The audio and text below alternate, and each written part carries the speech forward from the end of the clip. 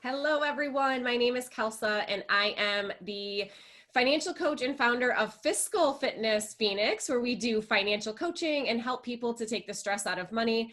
I am also the creator of the Financial Coach Academy, a training course for those who want to launch financial coaching businesses. Today, I am really excited to interview Derek Hagan. And Derek is a financial therapist. He's also a writer and speaker. He is the founder of Money Health Solutions, a financial therapy and coaching firm outside Minneapolis, Minnesota, serving clients nationwide. Derek supports financial health, behavior change, and money mindfulness by helping clients understand and change their beliefs and behaviors around money. He writes about the psychology of money using personal stories and simple drawings on the Money Health newsletter. Derek earned a graduate certificate in financial psychology and behavioral finance from Creighton University and a Bachelor of Arts in economics from Minnesota State University, Moorhead. He holds several professional designations, including the Certified Financial Therapist, Certified Financial Behavior Specialist, Certified Financial Planner, and Chartered Financial Analyst designations. So thank you so much for helping us tackle this question today of what is the difference between a financial coach and a financial therapist, and how does a person decide what they want to get into? Can you share a little bit to kick us off on how you got started on this journey, what your path has been like so far? Yeah, and thank you for having me. And that was a cool intro. So my journey is going to cover all those designations that you talked about. I'm a financial therapist and financial coach. So financial therapist and coach. My journey started with being an investment advisor. And before I get started, I can define a couple of terms here. Sure. There's what we learn as the exterior side of money, and then there's the interior side of money. The exterior side, that's your nuts and bolts of money. That's the mechanics, that's strategies, that applies to everybody. That's just how money works. Mm-hmm. As an investment advisor and then a financial planner, pretty much working exclusively on that exterior side of money. Then I took a listening seminar from Ted Klontz, and excuse me, it basically changed my life. So that was a crash course in psychology and neuroscience, listening and conversation, and that changed me all the way over to the interior side of finance. Now I went from exclusively exterior finance to near 100% interior finance. Wow. So after that eye-opening seminar, I went on to Creighton University and learned about behavioral finance and financial psychology. I joined Financial Psychology Institute, earned their Certified Financial Behavior Specialist designation, and then learned about Financial Therapy Association after that, and went that way. So it's been a journey, for sure. Yeah. And what exactly is a financial therapist? And before we dive into that, let's give everybody sort of an idea of what we're going to cover today in this interview. So the first is a bit of general information about what is financial therapy, how does it differ from financial coaching. Then we're going to get into the education required to call yourself a financial therapist. We're going to really talk about in practice, like what does your day look like? What kinds of conversations are you having? How do you determine whether someone needs financial therapy, more of that internal work versus maybe some of the external? And then we're going to talk about how does a person get started in financial therapy if they wanted to get started in it, and provide some resources at the end as well. So let's just kick it off with what the heck is financial therapy? Yeah, so financial therapy is, so to start, it's a new profession. And I want to say up front, because it's a new profession, there is still within the profession some debate around the term. So as we go throughout this conversation, I'm going to use financial therapy, the term, but some people would prefer financial psychology. So just know that those are kind of the same thing, but I'm going to use financial therapy for the purposes of this talk. Got it. Okay, so, good to know. Financial therapy is it is a blend between money and therapy. So in the past, you might imagine, as anybody listening probably knows, money is the number one source of stress. It's a top stressor in marriages. People don't like talking about, thinking about doing anything with money. So in the past, 20 years ago, 15 years ago, even 10 years ago, you go into a financial planner's, financial coach's office, and you start crying and you start having a breakdown and you've got serious emotions attached to money, they're going to tell you to go sit in the lobby and, wipe up your tears and come back in when you're ready.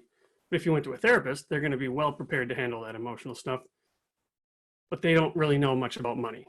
So there was this big gaping hole in the middle, and that's what financial therapy addresses. And I was exaggerating for point there. I mean, there was people weren't that bad, but there was nobody really to address both the emotional side and the functional side of money. So that's kind of where that starts. Now, in financial therapy, since it's new and since it's kind of a blend of two professions, they talk about a home discipline. So if you can come from it from the money side, you can come from it from the therapy side. And I came from the money side, of course. So I knew the money stuff and I learned therapeutic techniques. So I'm therapeutic, but I wouldn't be called a therapist, a psychotherapist. I just know a lot of tools from therapy. Now, if you were a mental health professional before, and then you learned the money side, you would still be a therapist, but you would just be trained in money. So kind of the home discipline matters a lot in this profession. But it's that blend of knowing enough about money to know what your clients are talking about, what they need, what they want, how can they use their money to support that life that they want, but understanding the dynamics around how they feel, how they communicate, how they think and act when it comes to money and financial decisions. How is it different from sort of social work, solely social work, therapy, psychology, maybe a psychiatrist, that sort of thing? How does it differ from that? Yeah, that's a great question. And that's half of the equation. And, therapy, the word therapy, it's getting better, but it tends to have a stigma attached to it. And I think it's because I don't know, I should actually say another disclaimer up front. Everything that I'm talking about here is literally Derek Hagan's opinion. This is not Financial Therapy Association's views. This is not Financial Psychology Institute's views. This is just my opinions. So mental health professionals are trained in diagnosing and treating disorders. That's where they're licensed, and that's what they can do. That's only they can do that, right? So you have to actually know what you're doing and be certified and be licensed to do that stuff. Now, they do a lot of other things. It's because they do that I think it has a stigma. Got it. That even if you ask 10 therapists, what is therapy, you're going to get 10 answers. Sure. It spans the gamut from, you go there if you're mentally ill, you're going to a shrink, that's the bad side, all the way to, well, anything can be therapeutic. A walk outside, listening to music, talking to a friend, right? So there's a whole spectrum of what is therapy. But what they're doing is that one side of, if you do have some kind of a disorder, they're going to help you with that.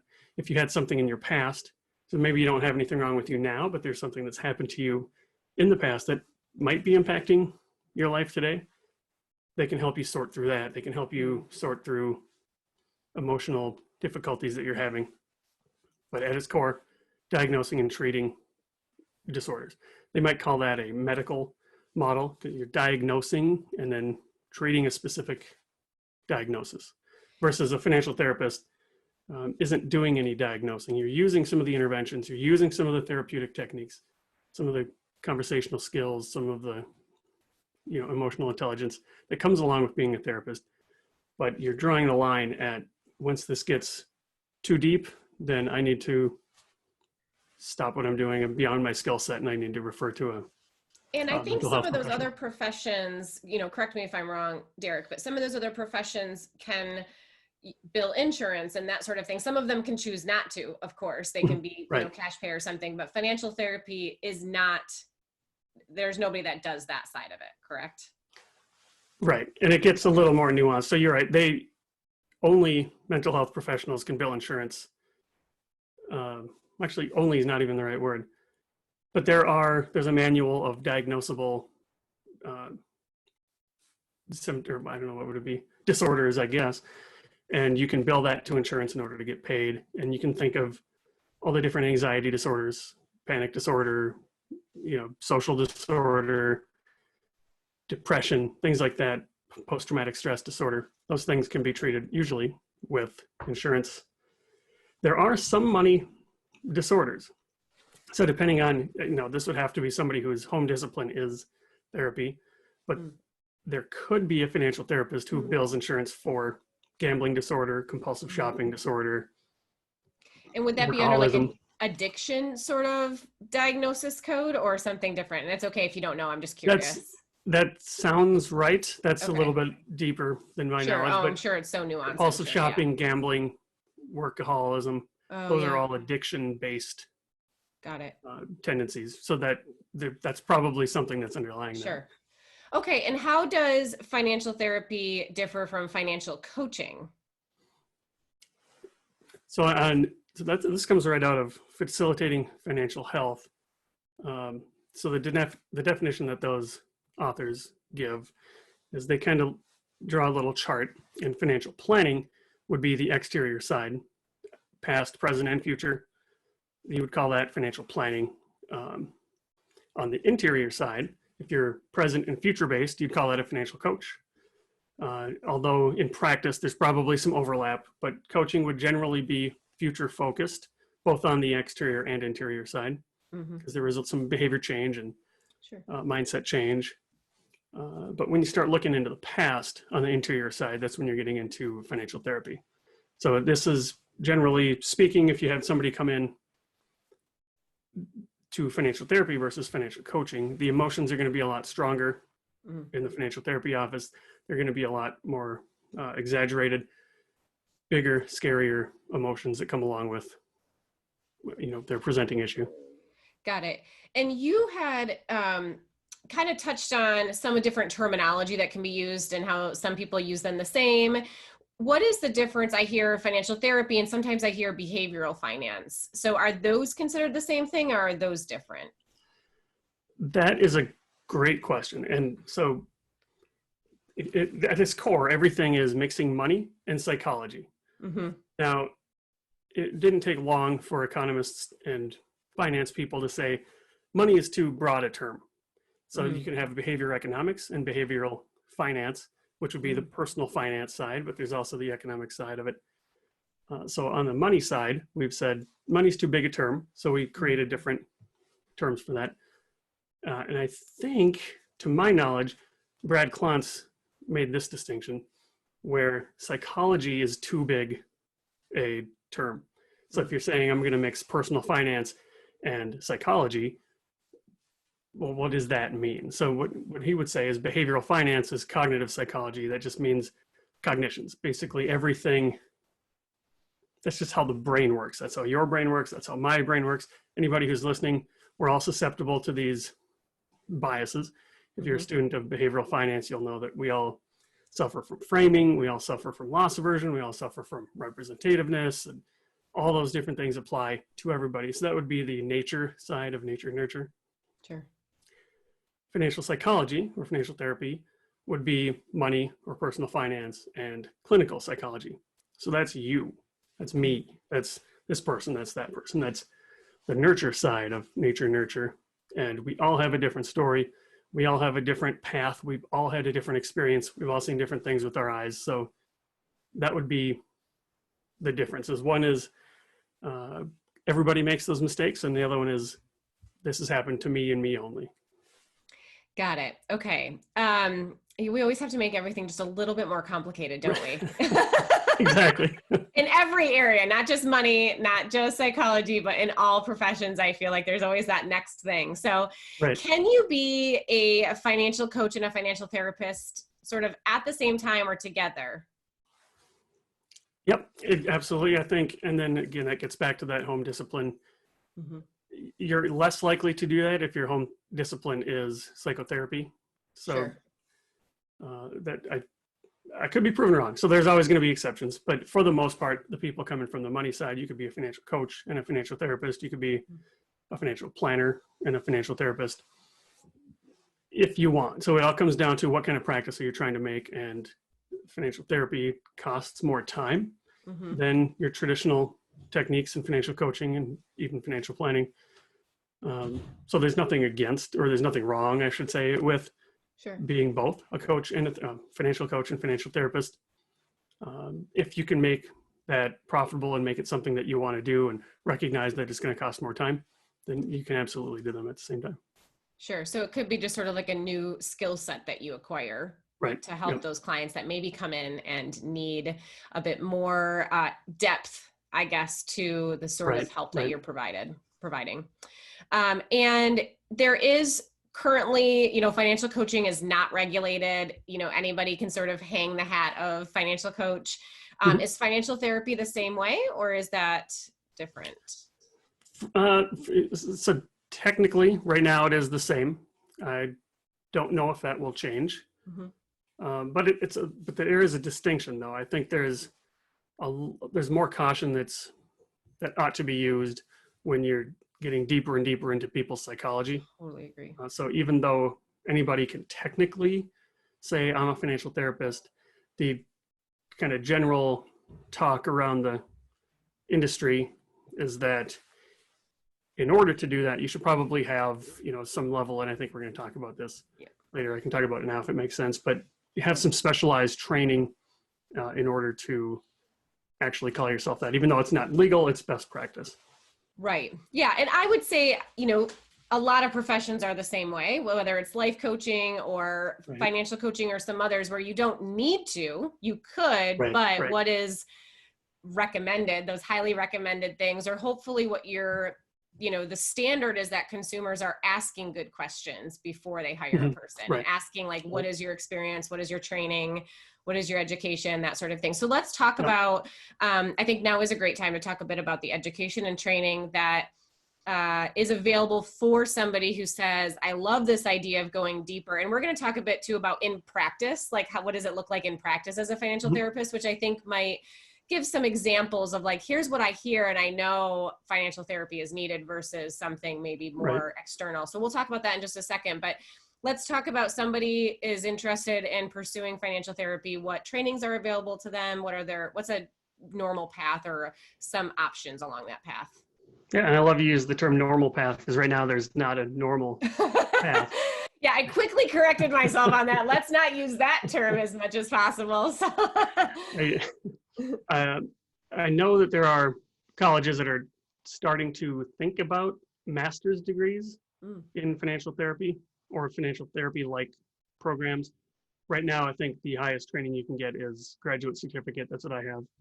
So I would say that the top level, the level that probably requires the most time and certainly the most money would be the university-focused programs. So, for example, my alma mater, Creighton University, they have a graduate certificate in behavioral finance and financial psychology. Kansas State University has one in financial therapy. And in my opinion, in my knowledge, those are the two top places right now. So Creighton University and Kansas State University. Yeah, and there's more springing up. Golden Gate University has one, they call it financial life planning. Texas Tech calls theirs life-centered financial planning, I think. And there's a school in Georgia, and I'm blanking on the actual name. Georgia Tech, maybe?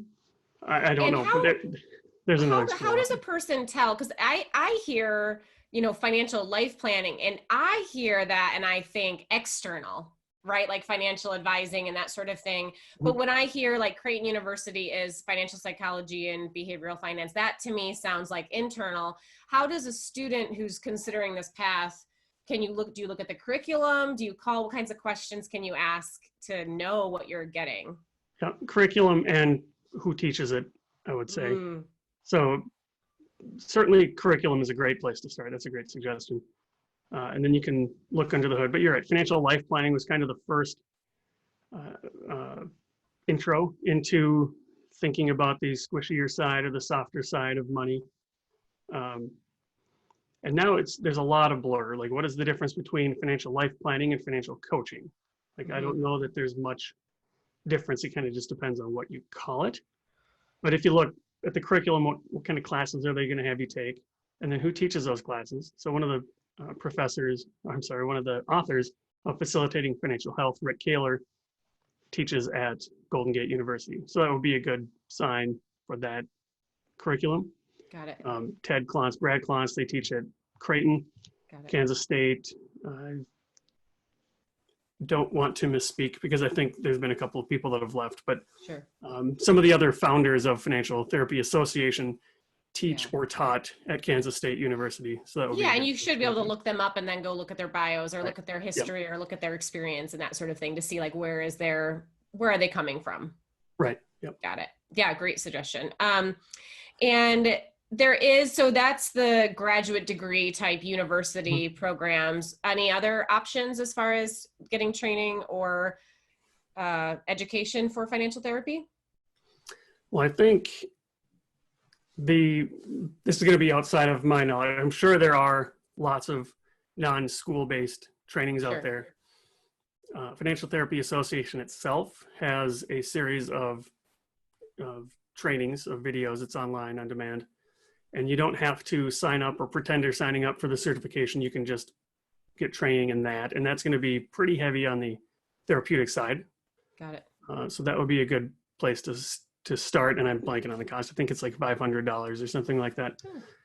There's lots of books available, and I think you're going to include resources for that. So that would be a great inexpensive way to start looking. Or what I do, or what I did, put a Google alert for financial therapy and financial psychology and read those articles as they come through. Oh, that's a great idea. You get to start to see who's getting quoted. What are they quoting it about? What is the point of the article? That's just a great exposure into this field. That's a really great idea. I'm going to do that. Nice. Yeah. There is, so really quickly, side tangent. I have a Google alert, of course, for my name. I hope everybody does. Hope that doesn't make me sound like a crazy person, but you know, the name Kelsa, it's a pretty unique name. It's not like there's too many of us out there, but there is an organization and their initials turn out to be KELSA. And this is like in Europe or something. So I get all of these articles, and there was about a 6-month period there where they had made some bad decisions. Something about putting toxic things into the, lakes there or something. I don't remember exactly what it was. I should caution this. Like, I don't remember. Let me go do the research on this organization. I don't remember. And I just remember every day I was getting these things saying like, Kelsa is getting blacklisted, and I'm like, ah.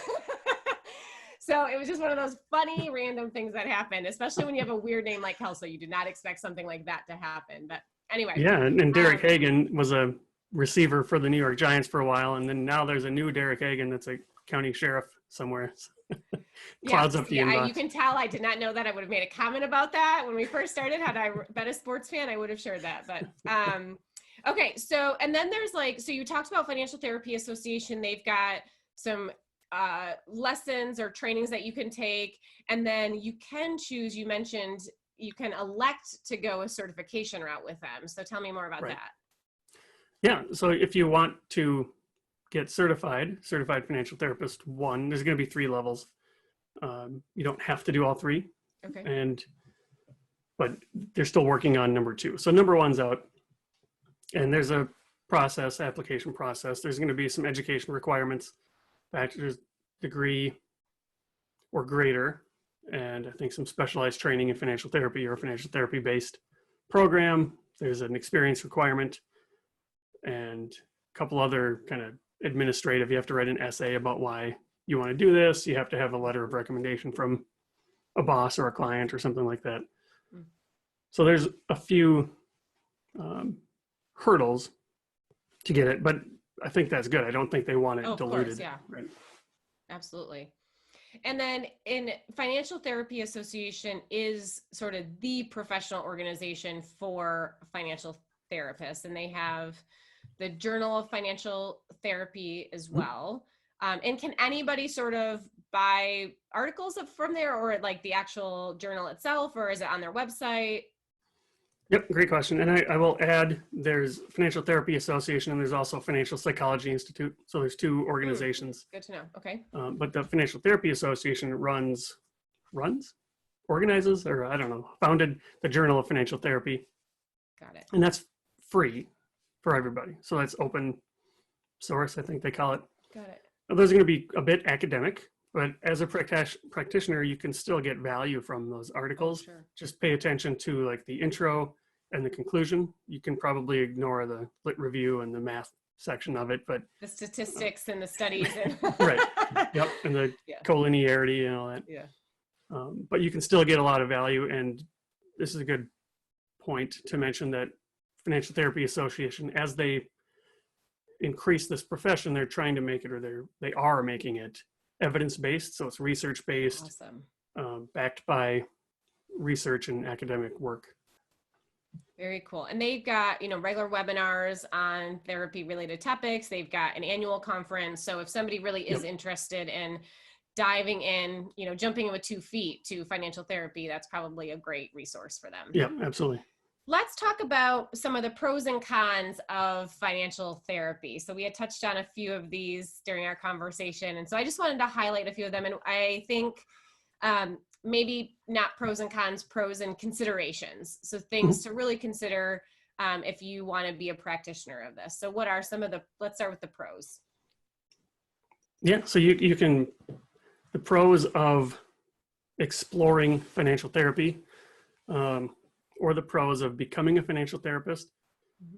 First one, I would say it's a young profession. So if this was something that you wanted to do, if this was something that fires you up, you're pretty much getting in on the ground floor. Yeah. So the demand is growing as people understand and hear and learn what this is. Demand is starting to grow for it. So it'd be an opportunity to get in on the ground floor. If you got trained but didn't want to call yourself a financial therapist, that's fine too. More tools in your toolbox is good. Mm-hmm. That would allow you to kind of use some more of the techniques and the tools that you learned with your coaching clients. And all of them are kind of related to that, but it would help you understand clients better. It would help you connect more deeply. It would help you communicate better with them. And from my perspective, be less or more compassionate, really. Yeah, I love all of those. I mean, more compassionate, improved communication, improved awareness of maybe when it's needed and when it's not, or when you maybe can't help that person. I think that is so important for all of us to understand maybe when we've reached our skill level, and yet most people, I think, financial coach or financial therapist get into the field because they want to help people. So sometimes the best way to help a person is to know that they need somebody different than you, and being okay with that. And so I would say even just learning a little bit more about it, which is one of the reasons I wanted to do this interview, is so another financial coach can watch this and know, like, if a client gets to this point, then this is when I can refer them to a financial therapist. Maybe this is beyond the scope of what I can help a person with. I think that is one of the best things sometimes that we can do, is sort of stay in your lane, right? Stay in your lane, understand yourself, doing that self-work, that self-care, that absolutely, that really focuses your attention on the client. Is my skill set something that can help this person, or am I in over my head? And there's nothing wrong with referring the client to a financial therapist or to a psychotherapist. I'm going down because, like, the depth of their psyche, right? Sure. As it gets more and more emotional, you can start referring it from a coach to a financial therapist to a mental health professional. I think that's a great analogy when we're talking about what are the main differences between, some of these, is really like the depth that you need to go in order to help that person. Right. So how deep does what's the source of the challenge, maybe, I guess, or like how deep is that? And the deeper you go, the more professional a person probably needs to be. And what are the consequences of you, giving the wrong advice or not having the right skill set? Because the consequences get higher as you get deeper into those needs. Yeah. Can you give an example of that? Like, what's a situation you've seen where it's like, wow, this is the result, we were able to get that person, but if we had done something wrong, this is maybe what could have happened, or like something, a client example? So I could do so many. I think a good example first is an example of how I recognized where this was not a good fit for me. I just last week I had a prospect get in touch with me because over the holidays, I think over Christmas, she found out that her husband was day trading, and she told me she told me the dollar amounts. If you added up all the transaction amounts, it was something crazy, like $13 million worth of transactions. But that's just back and forth, back, buy, sell, buy, sell, buy, sell. After it's all said and done, he lost $500,000. She had no idea that what he was doing, he was the one who handled the finances. And that's how it had always been. She didn't want to do it, just like a lot of people don't want to handle money stuff. If they can find a partner that does it, I'm happy to just let you do it. So there's a term for this, it's called financial infidelity. Money secrets, basically, keeping secrets from each other. Mm. That's fine, but there's a lot more. This is really new for her. So they couldn't really go get counseling because he had lost his job as part of this. I didn't get too much into it, but I think that might be why he started the day trading, because he lost his job. So they didn't have any insurance because she's a stay-at-home mother. So they didn't want to go to any therapist, marriage and family therapist, until they got insurance. So they weren't doing anything with that. Then he got a job, they got insurance, they were going to do something. And then this COVID-19 stuff happened. Now they're all stuck at home and nobody's doing work. I mean, they could do some kind of teletherapy like this, but she didn't know that. She does now. But now they're stuck in the home. They're stuck in the house together and they don't talk to each other. And she's feeling feelings that she's never felt before. And she's angry. She's not an angry person. Why am I feeling angry? And misinterpretation of feelings. If you haven't really felt and had some practice feeling your feelings, sometimes you misinterpret anger as sadness or whatever. True. So this was not the case for me. This was beyond financial therapy. She needed to do a lot of work with sorting through this decision that she had. She wasn't sure whether or not she should stay with him. She said if she was more impulsive, she would have left him already, which means there's part of her that thought about leaving him, but she didn't. So that's where I recognize this is outside of my skill set. Let's help you find somebody else that can work you through that decision. If this was several months in the future and she's already made a decision, either we're split and now I need to get my financial house in order, that's where I can help as a financial therapist. If they decided to work together and they have some trust issues around their money because of the financial infidelity, that's where I can help them as a financial therapist. But I can't make this decision for her. And that's over my head to help her walk through that decision. So that's a case of kind of a long-winded case where I recognized that's even deeper than where I'm at. Sure. Yeah. Yeah. So I think it's sort of like focusing on like, is this really is money the symptom of a bigger problem? And is that bigger problem something a financial therapist can tackle, or is it something outside of a financial therapist? Or is money really at the heart of the problem? And that's maybe where a financial therapist can help. Yeah, absolutely. Great way to put it. Makes sense. So what are some considerations for financial therapy? So that a person should consider a coach or somebody who has an interest in personal finance. They're thinking about going into financial therapy. What are some things that they should consider? Yeah, so one of the pros was you're in at the ground floor. One of the considerations is this is on the ground floor. And so if you take the number 0.0001 and you double it, and then you double it again, and then you double it again, and you double it again, and you double again, you're still not at 1. So it's big growth on a small number is still a pretty small number. So even though it's going the exponential path, it's still in that early phases of that exponential path. So finding clients can be difficult just because even though demand is growing, there's still so many people that don't know what it is, and even if they did, wouldn't understand the value of it yet. So it's an infant profession. So that's an example where a pro is also a con. Well, and I would say right along with that, Derek, I think because it's new, there's not like a clear blueprint of here's exactly how you launch or here's exactly how you do this successfully. And I would say, I was thinking about this after our conversation last week as we were preparing for this. And I think financial therapy is one of those things where there is probably never a blueprint. There's never like when a person says this, you say this.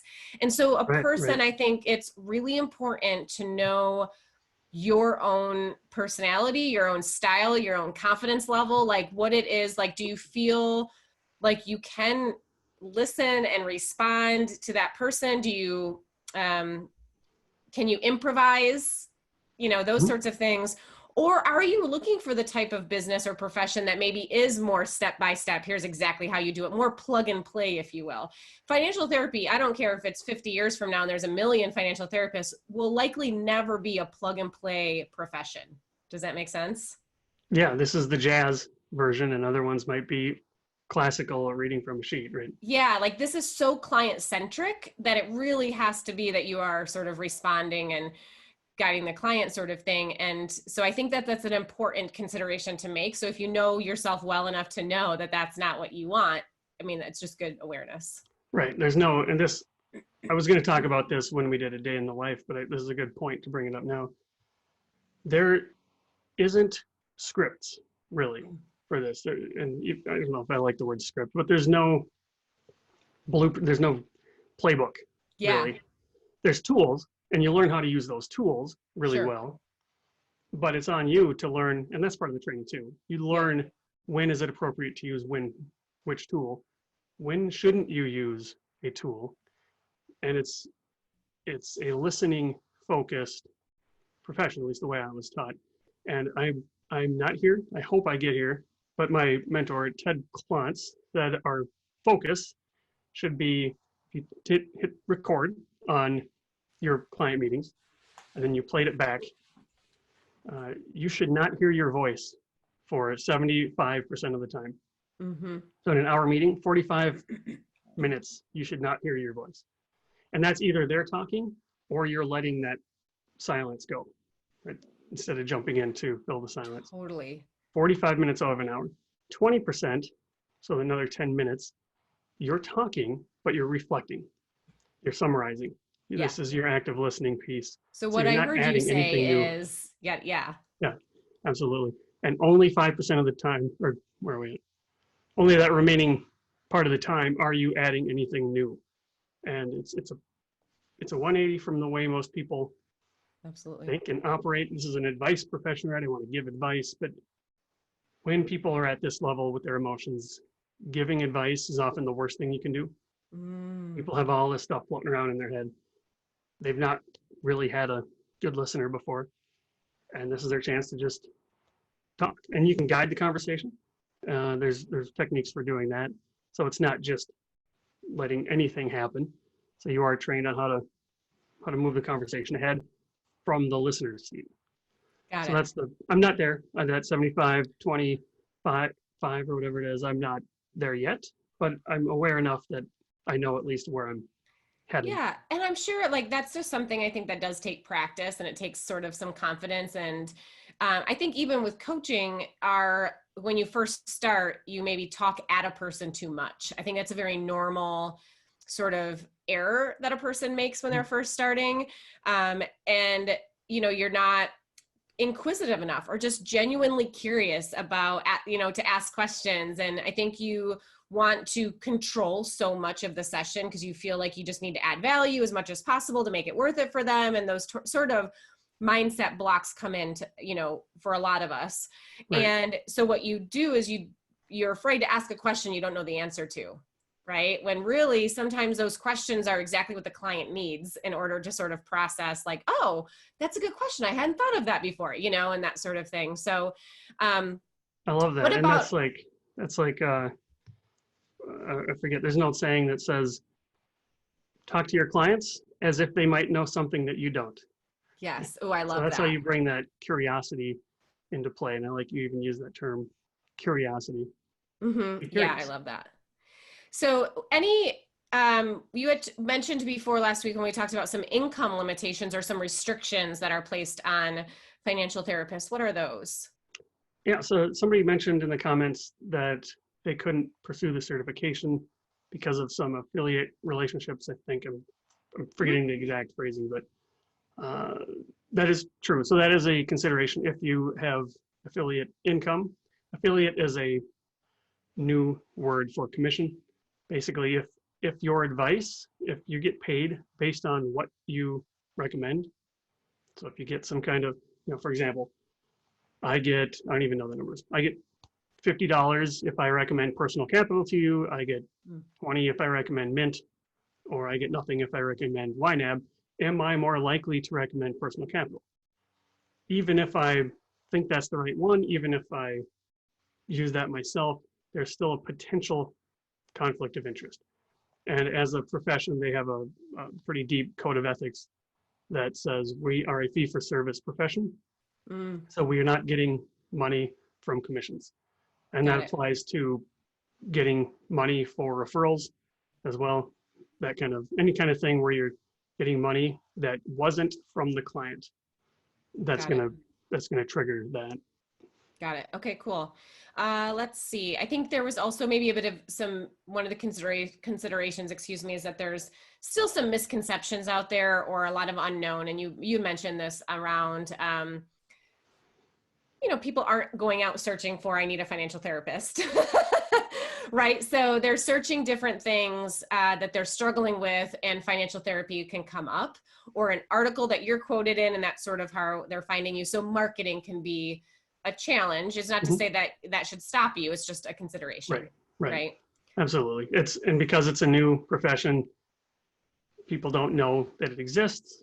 So what I've done for marketing is I do Google ads, and it's very targeted, and it actually works out pretty well because the keywords that I'm buying are cheap because nobody else is using them. Yeah. So that's kind of a double whammy for me. Yeah. It's not a lot per click, and the people that are coming are probably at least in the right ballpark for what they need. Absolutely. Compare that to financial professional near me. Yeah. Probably the most expensive click that you can buy. So I'll get a lot of traffic, and I'll have to pay for a lot of traffic. But most of those people are going to get to my site and say, this is not what I need, and then they're off.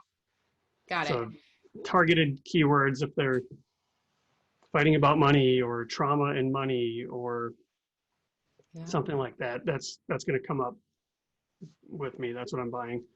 Or another source, if you do go the certification, well, actually, you don't even need to be certified. You can join Financial Therapy Association and be listed as a financial therapist.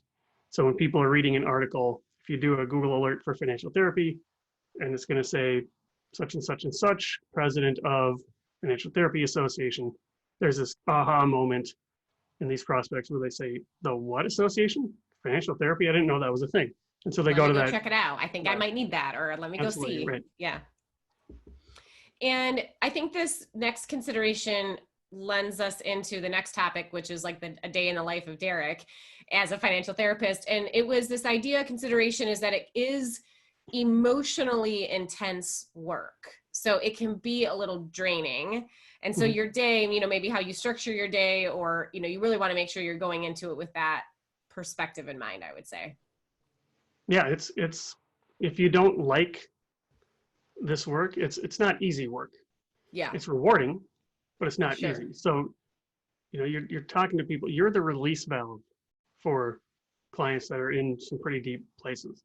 Yeah. And so this part of the training is to learn how do you take a step back? How do you separate yourself from the client? How do you manage your own emotions? That's all part of the training. But just because you're trained in it doesn't mean that it's not going to be, my energy level was here at the beginning of the meeting, and energy level is here after the meeting. But now I got another client meeting in 45 minutes, so I have to try to figure something out. So it can be draining. Yeah, I mean, that's just part of the job. I just finished this book yesterday. It's called The Dance of the Possible, The Mostly Honest, Completely Irreverent Guide to Creativity by Scott Berkun. And it's all about like, how do you come up with good ideas, and how do you see your ideas through to fruition and that sort of thing. And he said something beautifully that is connected to this, which is like, when you have a good idea, he talks about what makes an idea good or not and how it's so relative, but he says you have to balance being both intimately connected and care deeply about your idea, and also deeply disconnected from the idea all at the same time. And it's this constant balance of like caring so much that you need to keep working on it, but being able to disconnect yourself from like what other people think or how it makes you feel if you have a bad day and like that kind of thing. And I just thought that was like such a great example of, I think that's how we all as professionals have to be. Like, I have to want this so badly for you and care so much about you in order to want to be in this work, but I also can't be really connected to your results. Right. Right. And there's a lot of, an author that I am in love with, Seth Godin. He's a marketing expert. Mm-hmm. Yeah. He speaks to niche marketing, and this is a little bit different because I think your author was talking about doing the work and having an idea, but it's related to Seth Godin saying, find the smallest viable audience, speak directly to them, and shun the non-believers. You're not for everybody. And that's hard to do, to say, what I do, that's not for you. It's really hard to say.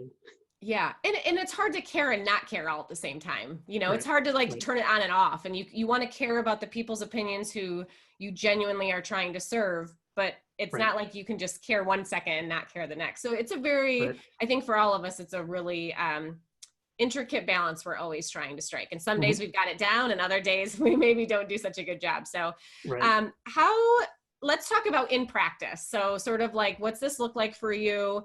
Tell me about a day in the life of, what does that look like being a financial therapy? And you also do coaching and planning and sorts of things. So how do you wear those different hats? How do you know when a person needs this versus this? And let's walk through that.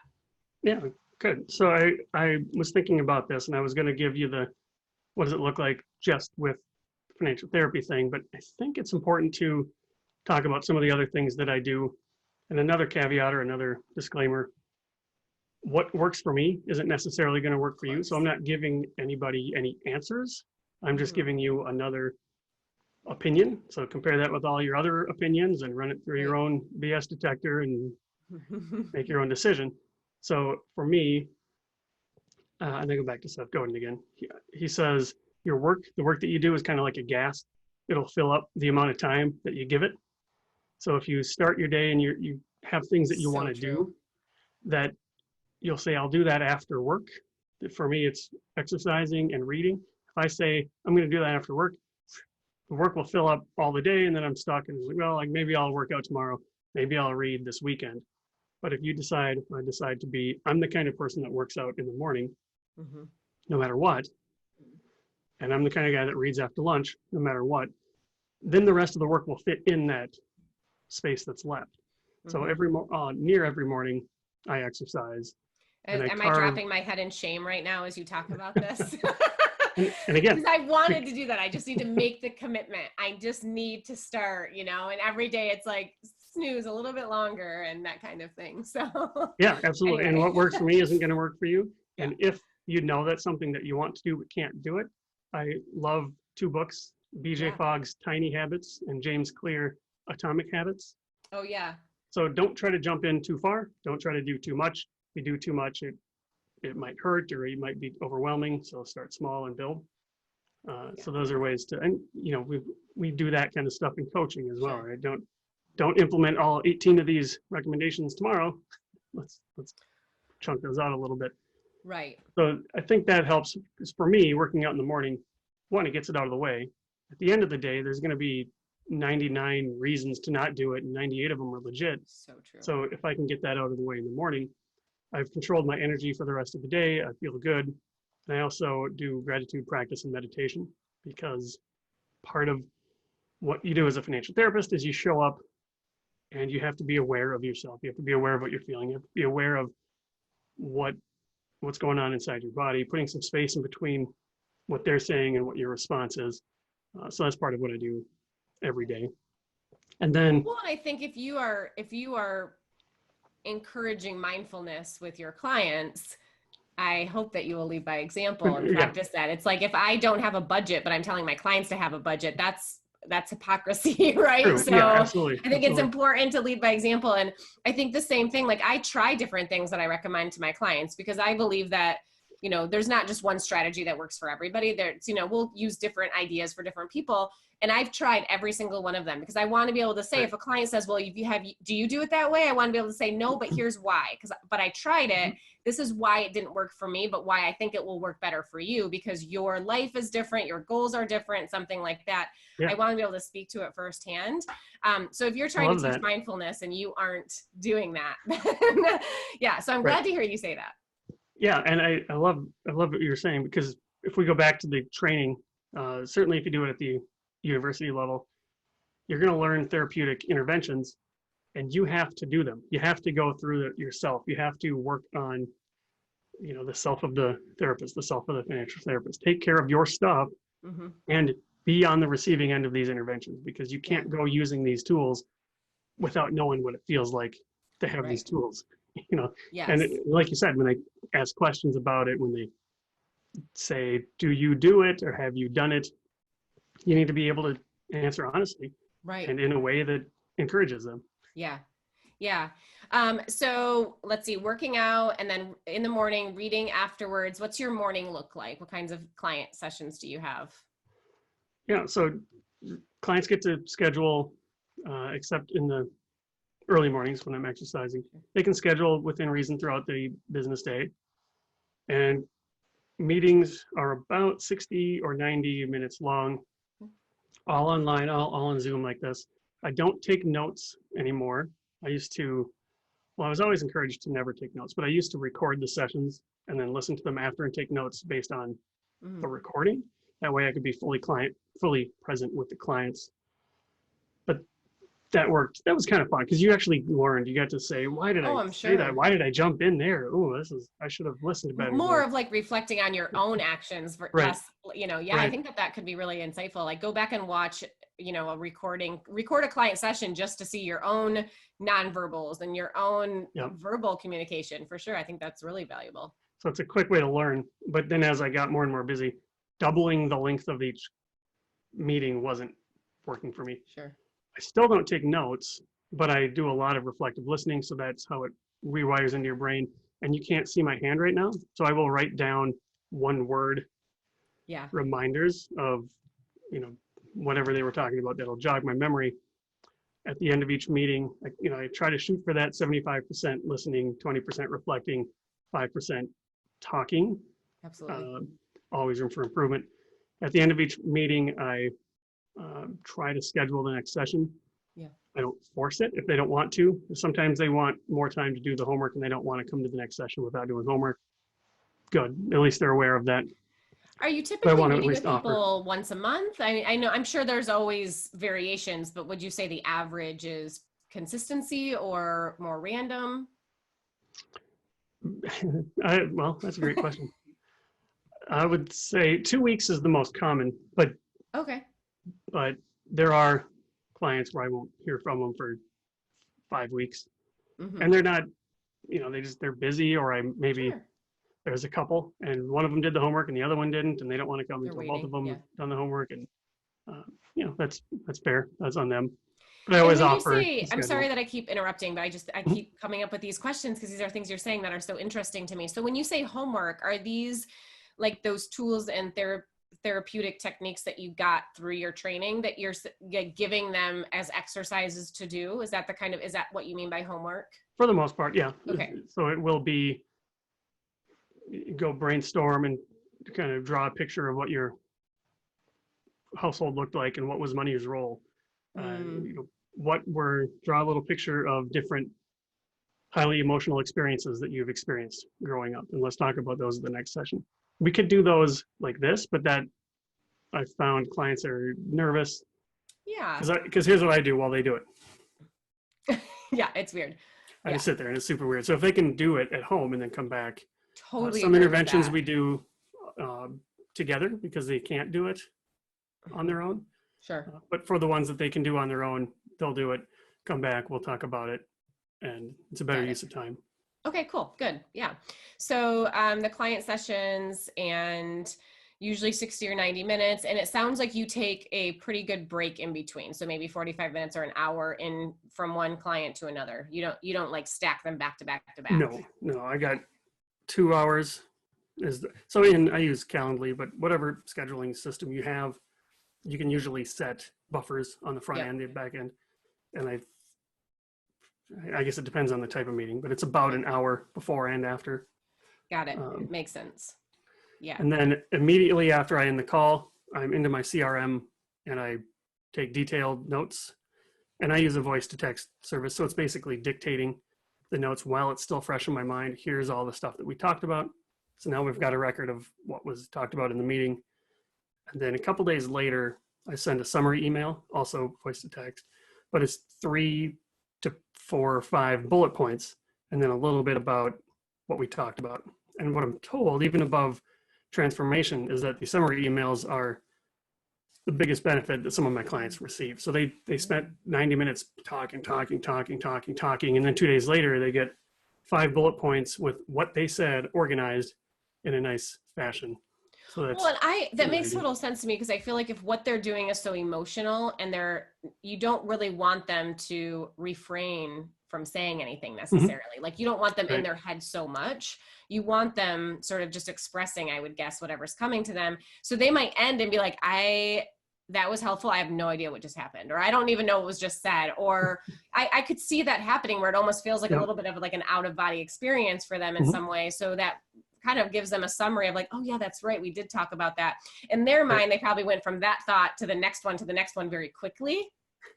So they didn't even they bounce around, right? Boom, boom, boom, boom, boom. But you unravel that for them and organize it for them. And there's a bit of what's called, term maybe isn't as important, motivational interviewing, where you don't have to tell them everything that they said. So in a summary email, I wouldn't say, you were really frustrated last week because you got in a fight about this. I would say, you figured out a new way to figure out where to send your kid for college. Something like that. So it's always the positive spin about what they said. So we don't want to reinforce any negative stuff, however you want to define that, but it's always reflecting the positive stuff. Yeah. What are some of the things that you look for throughout your day to know that like if it's a planning client or a coaching client, to know that it maybe needs to go into therapy? So what are some triggers or some things that you hear and it sort of triggers that thought for you? I think the best way to think about that for me is this would be probably another good thing for everybody to know. I have a two free session system for prospects. So there's a 30-minute intro call and a 45-minute to 1 hour discovery meeting. Okay. And both of those are free. I never accept nor ask for commitments. So I tell people to put space between stimulus and response, and this is no different. This is a big financial decision. Think about what we talked about. But in those 2 meetings, that's where I'm trying to figure out a lot of things. So do I have the services that they need? Because even though I believe, of course, I wrote it, but I believe that my website speaks to somebody who needs financial therapy, I still get people who say, can you help me roll over my 401k? Or I still have people who maybe need, like the client or the prospect that I was talking about last week, they need psychotherapy services. Sure. So I'm trying to get really clear around, what do you actually need, and do I have that? And if I don't, I'll be the first one to let you know, and I'll help you find somebody else. Because I have different ways to price, but my main source is flat fee. It's based on hourly. So I have to make a guess about how long is this going to take. And so I do that by letting them talk. Sure. So if they just need coaching, and it's a kind of coaching that I want to do, then I'll quote them the price for that. If they just need coaching, but it's a little bit different from how I do it, then I'll help them find a different coach or a financial planner, investment advisor, if that's what they need. But for the most part, people that are finding me do need some kind of financial therapy. Sure. And I think there was a question around which comes first if you're going to do both. And there's, again, different schools of thought here. The way I do it is healthy relationship with money is the foundation of the pyramid. And once you have a healthy relationship with money, all that exterior stuff is easy by comparison. So let's work on your relationship with money first. The counterpoint that I'm very aware of is often there's a reason people are coming to see you. And that reason might be I'm running a big deficit, or that reason might be I've got some urgent situation. And that's fine. I'm happy that they're looking for help, but I tend to refer those people out to. That's more of a financial counselor, financial coach need. I don't try to work with, I had a word that I lost, like emergency situations or crisis situations. Crisis. That's not, Yeah. Crisis situations. Yeah. Yeah. And I think from like what I see, and I think it really boils down to sort of how our people are finding us, because what I see is like someone's like, I just have no idea where my money's going. I have no clue. I think I'm overspending, but I don't know. And we can get them on a really great plan. We can get them organized. We can give them a sense of control.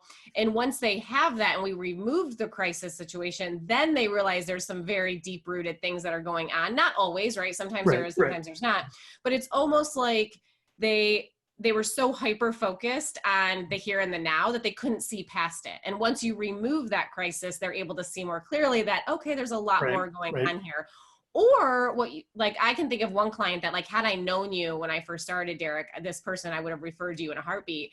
I should actually reach out to her and see how she's doing, just check in on her and see, you know, if she's still needing some help. We got her on a beautiful plan, and then very quickly, money avoidance was the number one thing. And it was not, you know, some people it's like, I'm just busy and I haven't made it a habit yet, or it hasn't become routine for me and I haven't figured out when to do it, or like that kind of stuff is, again, there's surface level avoidance that can happen. This was like deep rooted money avoidance that I had never, ever seen before. And no matter what we tried, again, this is where advice and a strategy was not going to be the thing that she needed. Right. But of course, I didn't know that at the time. And, you know, we just kept trying things. And I think one of the questions we wanted to tackle on this video was, for coaches, how do we know when a financial therapist is needed? And one of those, I think, is like, you have made a couple of recommendations and you're sort of like beating your head against the wall of like, I don't know why this isn't working, or how come I can't help this person, or why isn't this person making progress? And it's likely that there's something there that maybe they're not aware of. And our job isn't always to get to the root of that. That's where you come in. Yeah. So I would say the biggest piece is, you know, that's the easiest. Well, the first one would be, you feel uncomfortable. This is I'm in over my head. But if you're giving them stuff to do, homework or checklists or, you know, assignments, and they're not doing it, that's the time that it might be something that's deeper than what you think. Yeah. I think money avoidance is fascinating. It depends on, there's a lot of people who have anti-money beliefs, and that scans from rich people are evil to corporations are evil to I don't deserve money. People think that. And if you have these are never ever conscious. But if you have these in the back of your subconscious and you start saving money, but I think rich people are bad, but now I have money, then I'm going to get rid of that money. And it's going to feel like I'm doing it for good reasons. I'm giving it to charity. I'm helping my friends. I'm helping my family, because I didn't feel comfortable with that money. So that's when you want to address some of those deep-seated beliefs and try to change those beliefs. I can think of another example where I didn't refer to a financial therapist, but I did recommend this person go see a therapist simultaneously while working with me. So it was a gentleman who was referred to me by another client, I think, and he said, you know, I'm overdrafting my checking account all the time. I'm behind on my bills. And the cause of it was a gambling addiction. So I said, I can help you put some structure in place so that you can't access your money. You know, if you're at the casino or something, we can put some of those, you know, fail safes in place, but that's just a Band-Aid. Like, I will only work with you if you also see an addiction therapist at the same time, because what we do will only ever be short-term, and it's not solving the problem. It's just making it so we at least stop some of the damage so that you can pay your rent. You know, like, he was literally behind on his rent and about to get evicted and stuff. And it was like, let's focus on sort of like a short-term solution, but it sort of owning the fact that this is not the root cause of the problem, and we can only do so much, and it's only going to last for so long before the dam breaks again. So, you know, saying you've got to go see an addiction therapist at the same time. So yeah, that's awesome. And that's another example of when you were able to recognize this isn't something that you do. And that's another point, or another indicator that maybe a financial therapist or deeper psychotherapist would be helpful, is if you just take a step back and you ask yourself, am I treating the symptom Mhm. or the root cause? And like you were treating the symptom, or you were Yes. helping with the symptom. Right. But that's going to be kind of a short term until he figures out, okay, so they hid the money from me and he's going to spend his nights figuring out how do I get at it. And then he's going to figure out, and then you're going to put in another block, and then let's go figure out let's go upstream and see what's going on. Yeah, exactly. I think another indicator, that's a better word than trigger. So a better indicator is, I think, questioning whether you need to fire the client or not. Like, I just, Right. is this a good, this client's not doing anything I need them to do. They're not getting results. And, I think talking with them about seeing a financial therapist or something like that. And I'm curious from your standpoint, Derek, so a lot of financial coaches will likely watch this video. Would you recommend that they like reach out to you and say, hey, this is what I'm seeing, or this is what I'm observing. Is this a good referral for you? Is this really something where a therapist comes in? Like, what should the coach do in that situation, I guess, if they're faced with that dilemma? Yeah, that's a good idea. And I would even, you could reach out to me. My contact information will be in somewhere in this video. But even if you wanted to go to, say, Financial Therapy Association's directory and find a few people, right? So Yeah. I'm not the only financial therapist out there, but get in touch with them, have a little call like this, find out who do they work with, how do they work with them, because it's a new profession. Sure. And there's home disciplines, remember, so different financial therapists are going to be tackling different areas. So I like that idea of reaching out ahead of time before sending the client to the over, and be careful of confidentiality. So Sure, absolutely. don't send me Bob Smith at this number. Totally. Wants you to call him, because now you just told me that one of your prospects. So just instead have the client contact me or something like that, or call us together. Thank you for saying that. Yeah, I was more, and thank you for the specificity there. Yeah, like saying like, hey, I have this situation. This is what I'm hearing. Is this something that you would be able to help with? And then going to the client and saying, I think I have a better route for you to take, or I want you to consider this route. Here's Derek's information, or here's this other financial therapist or something. Never saying, so my one client, her name is, Yeah, right. and here's her email address and her Facebook profile and her Instagram handle. Right.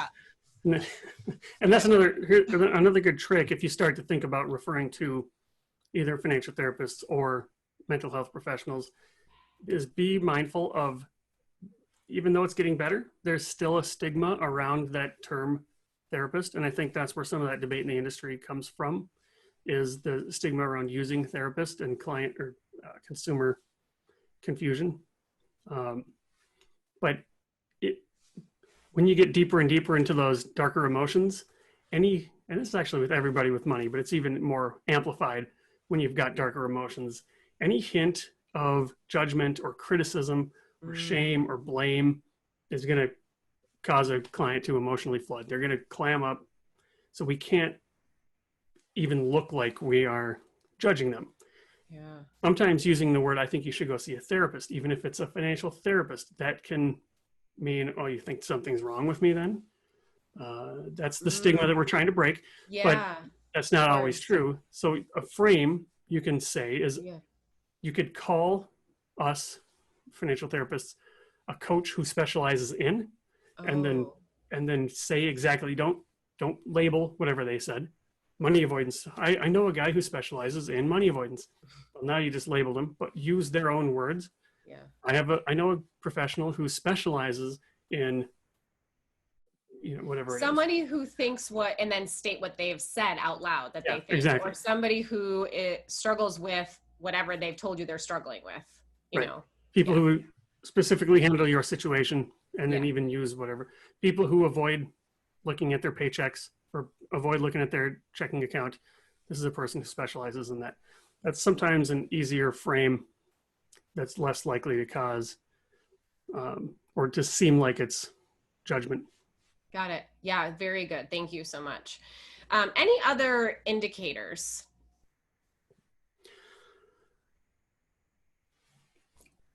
So first and foremost, it's going to be that gut check. Are you outside your skill set? We should be doing this anyways, I believe, but it's always about the client, clients first. Do I believe that I can help this client? If I don't, then it's time to think about referring to somebody. Always. If I Always, can, yes. then, go for it. So just recognizing, is this something that I think I can do? Or if your gut reaction is, oh my God, this is messed up, that's probably not the kind of client for you. Right. If you are judging that in some way. Absolutely. Yeah. You know it when you see it. You'll know it when you are talking it. to the prospect. If immediately after the call, you want to go run and talk to your spouse about, you should have heard what this person told me, that's probably not the right client for you. Just because it's going to be really hard to help somebody when you've packaged them up and told a story about them and you prejudged them before you even know the full story. That's part of that self-awareness. That's part of where what I would train you in mindfulness around is you can't change those feelings.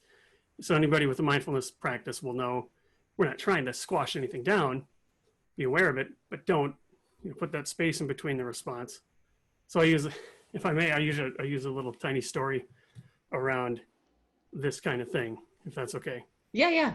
So it was today, this morning, I was supposed to go get a haircut because I had to shave my head 5 weeks ago and I was pretty shaggy and I knew we were going to be doing this call. So I scheduled my haircut for this morning. Then Minnesota last Friday said we're extending our quarantine for 3 more weeks or something. Right. So I'm trying to cut my own hair. I'm not even using a mirror, and I think I did okay. At least, hopefully, you're watching this on a phone or some kind of small screen. I think it looks great, Derek. It looks good. I did not notice that it was a DIY cut. So, and didn't even have my wife help. It was just me, kind of cutting and snipping. It's nothing like the $200 haircuts I normally get. Well, $250 with the tip. But I can't wait to get back to that guy. The reason I bring that up is because I just lied about the price. I don't pay anywhere near that. But I want you to be aware of what did you feel when I said I pay $250 for a haircut? Some of you might say, man, haircuts are cheap up in Minnesota. Some small percentage of you. Some of you might have not cared what I do with my money, but you were put off by the seemingly bragging nature of that. And some of you might think it's disgusting that somebody would spend that kind of money on a haircut. Be aware of what that feeling was, because if you tell yourself a story about me now and you put me in this little box, it's going to be hard to have that beginner's mind and continue on with curiosity about my situation, because this guy who spent $250 on haircuts, he must be whatever you said. I said, if you want to know, I was like, woo! That thought was woo! And then I said, he loves his barber. That's what I said in my mind. That was the thought that went through my brain. And I do want, sometimes when I observe, I like to say, like, I need to lean into that. Like, I need to lean into, like, where did that come from? And where did that thought come from? That's just sort of what I tell myself. And I'm not saying I need to figure it out. I don't need to solve it. I just need to lean into it. Sort of like, and recognize it. So part of that is being aware that thought is there. Yeah. And then instead of telling yourself a story about it, put that space in between and say, Derek, that's interesting. I've not heard anybody spend that much before. Tell me more about that. So you can still feel it, recognize you felt it, but then get curious about it. Curious, yes. Chase the curiosity. And that's a hard skill to learn, but it's a good skill to learn.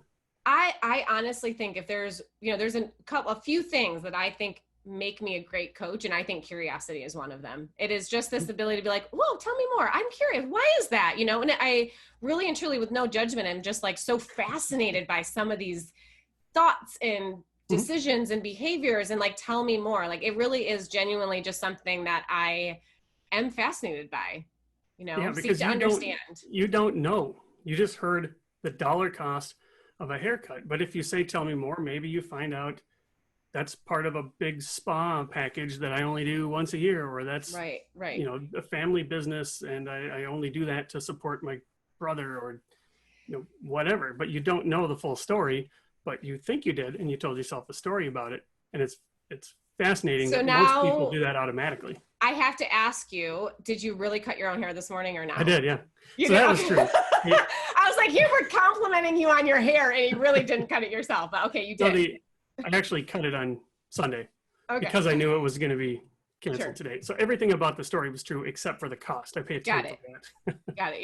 Yeah. Okay, just curious. No, Uh, that's fascinating. So, back to the reason that we're saying this is like really thinking about what your reaction is and whether or not that is, are you truly best for that client? And, one analogy that I have for people listening is, we adopted our son through foster care, and through all the trainings and the lessons and everything on the front end of that, they really addressed the same thing. They said, you really have to discover what you think about various situations, because if your child comes in and they're from that type of family, if they're from a parent who did this bad thing, and you talk down about that parent or you like judge that person, it's okay to think that, but you have to be able to keep that in check for the sake of your child, that is their Right. parent. You know what I mean? Right. Whether that's still a good parent or bad parent or whatever, that is still that child's parent.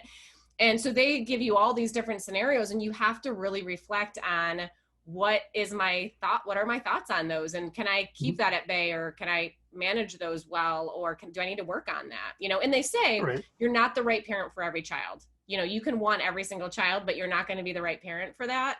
And I just think that that's really important. Yeah, for sure. And especially, they're still figuring out how the world works. So they're piecing things together, and Yeah. they remember things. They remember that one time that you said that's going to carry through to their own money scripts when they're growing up, and their schemas and their world views. And yeah, absolutely. You have to. Yeah. So I think that's important in all, not just our profession, but our personal life as well, Right. and big things. So any other examples of indicators that a financial therapist is needed?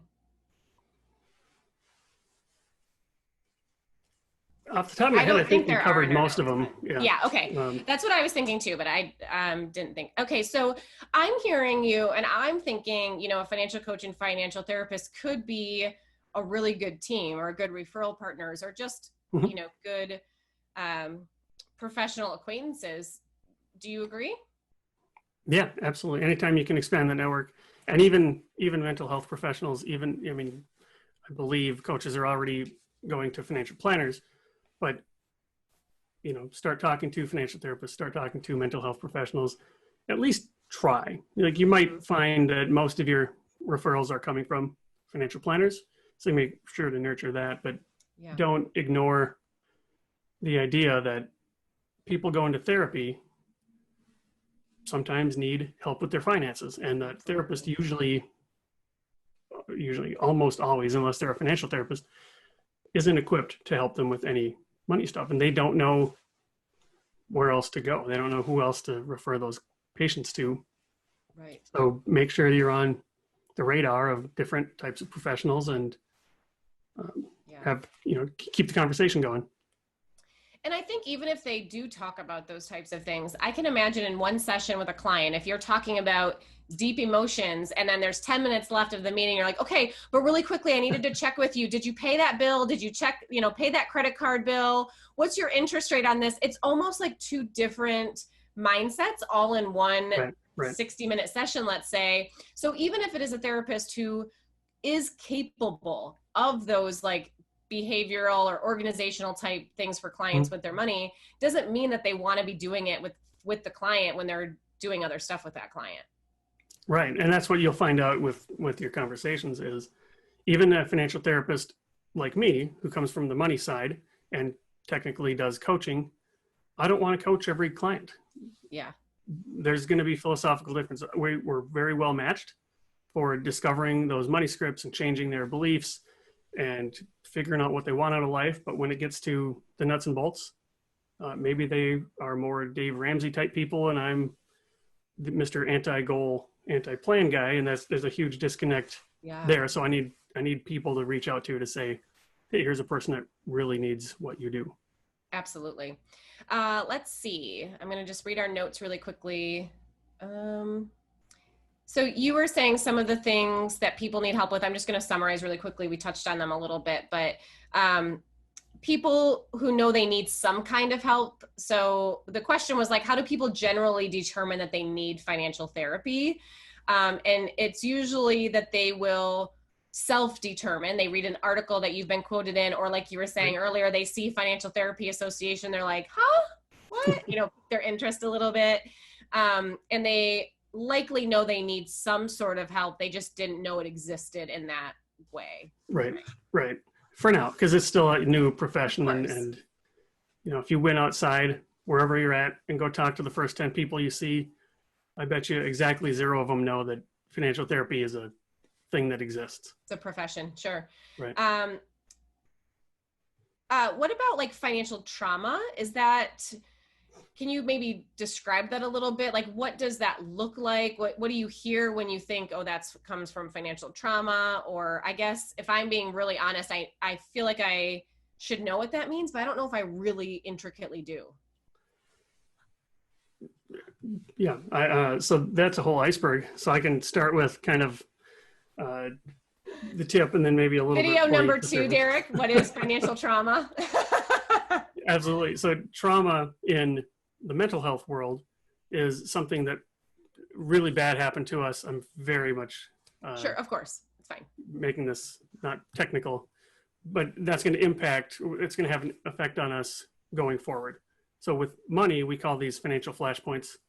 And a financial flashpoint is something highly emotional that happened to us in childhood. So these money scripts that we've talked about, these are those drivers, those beliefs that we have that influence our behaviors. Yeah.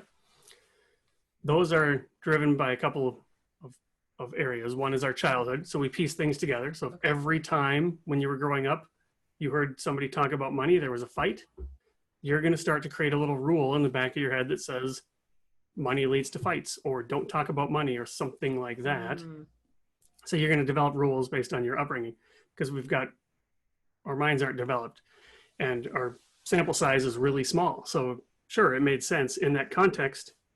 You don't talk about money when dad comes home late and is drunk and is in a very fiery mood. Okay. So, but we generalize that to, we never ever talk about money.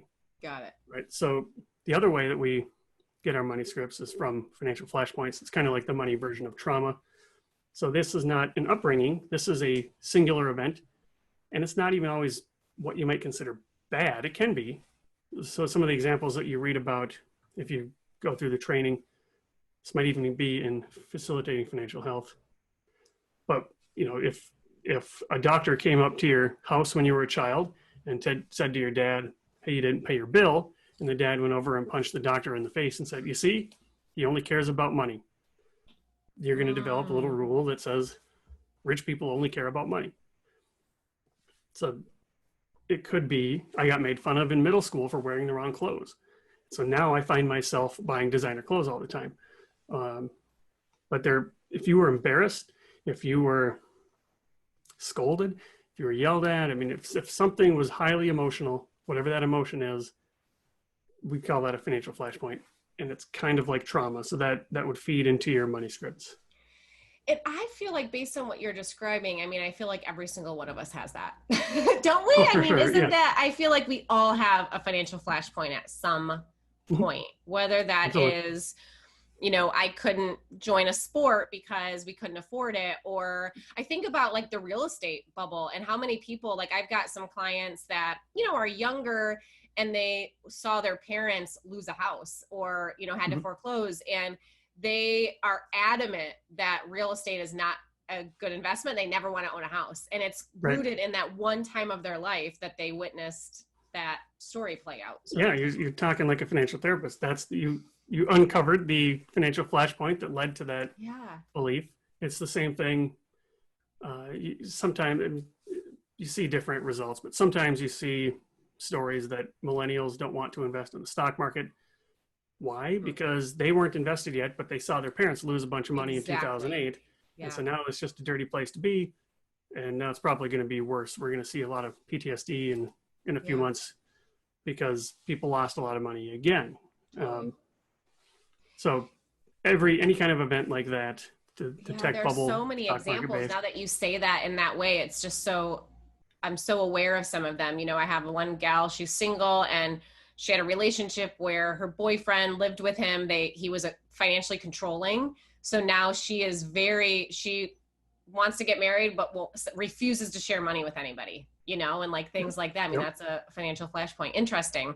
Yep. So I'm very interested in like diving into the trainings and stuff just to figure out like how do we make sure that we're helping them. Right. And even more interesting, if you want to add layers to that, is two people can have the same flashpoint or have the same upbringing, have the near exact same thing happen to them and go two totally different directions. Our reaction to it might be, I mean, it could go really deep from, yeah, I'm going to get married again, but I'm not going to share money, to I'm never going to get married again, Yeah. to I'm never going to be in a relationship again. I mean, it could be depending It's how bad that fascinating. flashpoint was. Yeah, I feel like I could geek out about this all day. Who is considered a good? We're kind of in a little bit of some random points now, just to kind of wrap up. You know, there's a few things that people had asked. For those of you listening, if you want to hop on over to Facebook and join our group, Financial Coaches Unite. It's a group of right now about 4,200 financial coaches, financial professionals in general. And we would love to have you in there. We had posted a question of like, hey, we're going to do this interview. What questions do you guys have? So when we're mentioning this, if you're wondering where these are coming from, it's coming from that group. We'd love to have you in there. And one of the questions somebody asked is, who's considered a good referral partner for you as a financial therapist? Who would I use as a referral partner? The same people you would. So Okay. right now it's mental health professionals, Okay. basically the two ends of the spectrum. So financial coaches, financial planners, investment advisors, mental health professionals. I don't do, financial coach or a financial planner, certainly, but even financial coaches. They might work with attorneys and accountants. That's probably not Okay.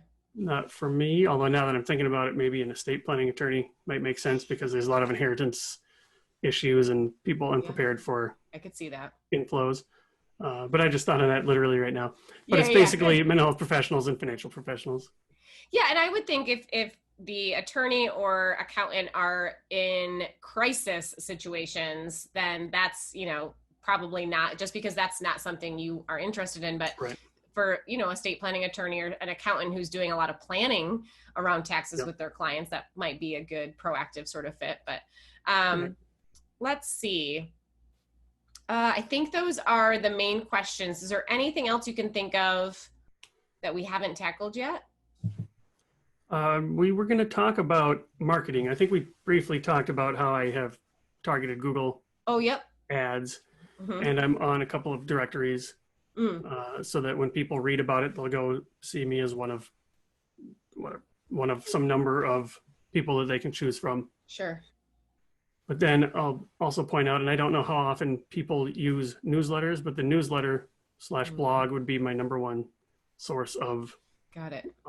clients. And that's because, at least for me, people who come to the site aren't always necessarily ready to pull the trigger. But if they want to sign up for this Psychology of Money newsletter, every week on Thursdays, they're going to get an article. Got it. Because two things need to happen for somebody to hire you. They need to know that they have a problem, and they need to know that you have the solution. And those things almost never happen at the same time. So if they know they have a problem and they signed up for this newsletter and you keep sending them emails every week, eventually they're going to say, hey, I know this guy who might be able to help me when something happens that maybe it's even a topic that I write about. Maybe it's something that happens outside of in their life, but they're going to remember you if you keep consistently sending good content to them. Absolutely. Put things out there. Go play in traffic. Carl Richards would say, do things, publish things. Of course. Leave a trail for people to find you. Absolutely. Yeah. I sort of like speak your truth, speak your expertise, speak that, and, know that it will connect to the person when they need it. And I think that's, that's perfect. Do you get, if you were to look at your stats, how many people find you organically like that? And how many people find you from a referral from somebody else, whether that's a financial planner or other therapist kind of thing? That's a good question. And I don't know if I'm set up to slice and dice the data like that, because some of the referrals will turn into a subscriber. And then when they finally make an appointment, I call them source is a subscriber. When if you went back a few months, maybe the source was actually a referral.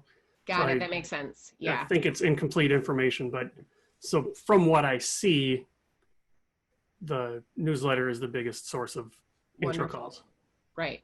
Well, and I would think for like this type of help, it's not like, oh, I'm going to order a pizza. Like it is, you have to be emotionally ready, mentally ready to like say, I know what I'm about to sign up for and it's not going to be easy or it's going to be work. And there's times where maybe they know they're not ready, or they're saying, I'm going to do it when we get back from that vacation. Or, there's just sometimes that game they play with themselves. And so the fact that they're there and you're staying in touch with them and all of that is right. They need to think it's important.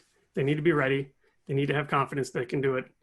And they need to know I'm somebody that might be able to help them. And those 4 things need to be in positive territory at the same time for them to reach out. Did you know, this is actually for everybody, so what you just described, so trust in yourself that you can do the work, trust in the person that they can help you, that they have the skills to help you, and trust in the process or the work itself or the profession, like trust in therapy, for example. Mm-hmm. That's actually called the trust triad. And in order for a person, and I don't remember what book I got that from. So if anybody wants to source me, I don't want to steal it from anybody. It was a marketing book at some point. The trust triad, a person, in order to sign up or hire or make a buying decision, they have to believe in those 3 things. So yeah, I love that. It's kind of like when you see know, like, and trust factor. We all have heard that a million times, right? Somebody has to know, like, and trust you. The trust, actually, you drill into that even more to the trust triad. So it's, when you're marketing or you're doing your content, some people focus on one and not the other too. So they talk all the time about their process and, oh, I've designed this new program or blah, blah, blah. And they forget to talk about themselves, or they talk about themselves too much as an expert, right? Or what they forget to do is talk to the person and let them know that they are worthy of help, or they're able to get help, or like this, you can do this, or like even sometimes talking about like, here's the level of commitment you're going to need, so that they're preparing for that is helping them to trust themselves. Does that make sense? Yeah. So, and I think even too, if you were debating, and this probably applies to social media too, I just don't do as much other than push newsletters and blogs out to that. It doesn't even need to be, so I write, it takes me a week to put together a post. It's long form. There's a lot of pictures in there. Yeah. Does not need to be like that. When I learned blogging from Carl Richards, he suggested you read things. You read things already. So just send 3 articles to people. Maybe 2 are financial and 1 is niche based. Did you see that this guy, broke the record in this event or something? Yeah. And that's it. Yeah. And then you're a curator of information now. They're still getting an email from you. They still know you're a person that has this firm. And if you want, it's all about those tiny steps. Start saying what you like about that article. Yeah. And then, if you want to develop from there, great. But all you got to do is just be a curator of good information for people. Yes. So a couple more things just to wrap up. We want to be able to provide resources to everybody if they want more information. I want to start first with, if you are listening to this and you need help, or you want help, or you want to find a financial therapist to talk to, you can go to financialtherapyassociation.org/search by state. We will include that link in the bottom there, so check that out. You can also check out the directory on the Certified Financial Behavior Specialist site, which is financialpsychologyinstitute.org/pages/FBS. Also, I want to make sure that we share your information, Derek. So your website, can you just list that off really quickly for us? Yep. My website, moneyhealthsolutions.com. Money Health And that's Solutions. kind of the home base for everything that I do. Awesome. And if you want to sign up for his newsletter, which goes out weekly, which sounds really incredible, is moneyhealthsolutions.com/newsletter. You can also email Derek, Derek, DEREK at moneyhealthsolutions.com. If you have any questions about financial coaching or want to join in the conversation, like I said, hop on over to Facebook and search Financial Coaches Unite. Also financialcoachacademy.com. If you want to stalk my client page, you can do that at fiscalfitnessphx.com. And Derek, I just want to say thank you so much for your time, your attention, all the work you are doing in our world to help people with this really important aspect of our lives. So thank you so much. You too, and thank you. Absolutely. Thank you.